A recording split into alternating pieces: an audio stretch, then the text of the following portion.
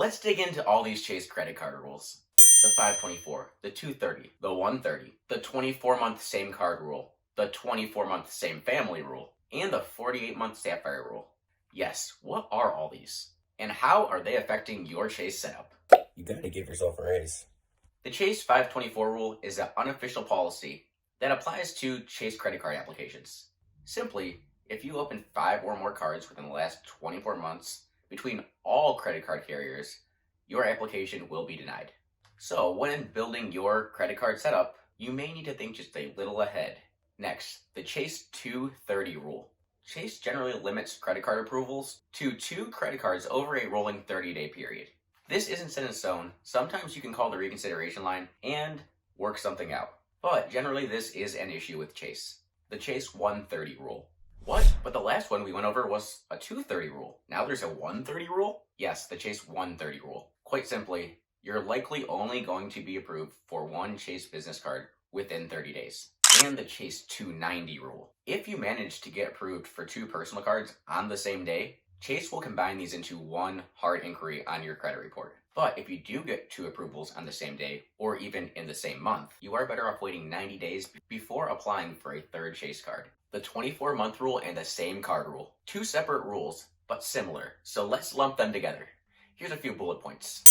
You cannot get a new card bonus on that card if you have the same card open, have had the same card before, and have received a card member bonus on it within the last 24 months. So, if you wanted to get the Chase Freedom Flex, you're not going to be able to get another Chase Freedom Flex and bonus within 24 months. In order to get the bonus again, I would have to close this card and wait 24 months since the time I received a bonus. Remember, not since you've opened the card, but when you got the bonus for the card. Why would I want 2 of the same card anyway?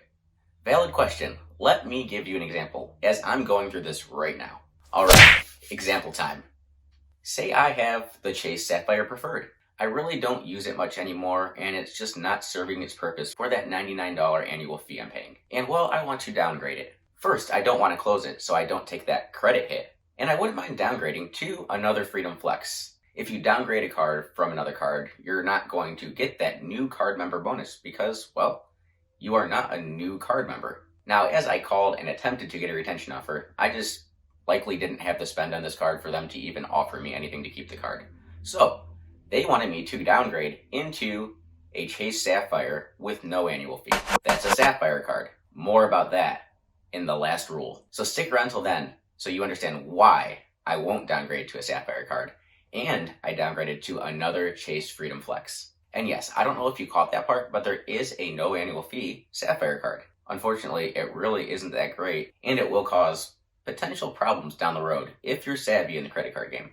Comment below if you've ran into any of these problems so far. And while you're at it, subscribe and like to my channel, because I want to keep hanging out with you. Now onto the 24-month same family rule.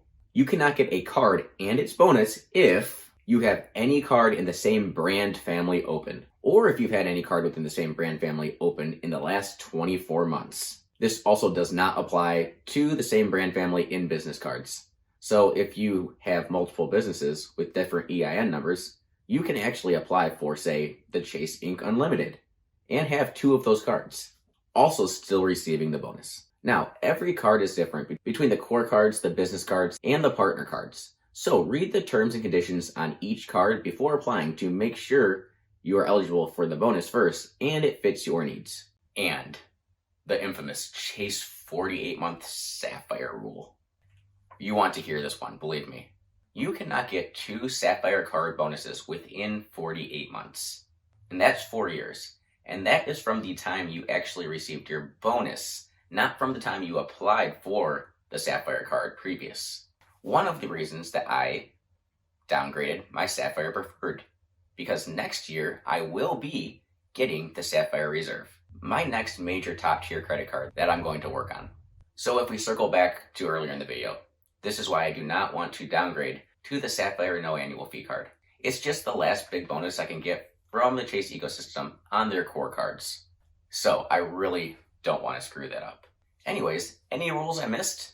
And what do you think of these? Is it worth all the trouble to build a pretty good credit card system through Chase? Does this change your credit card game plan? Comment below and let me know.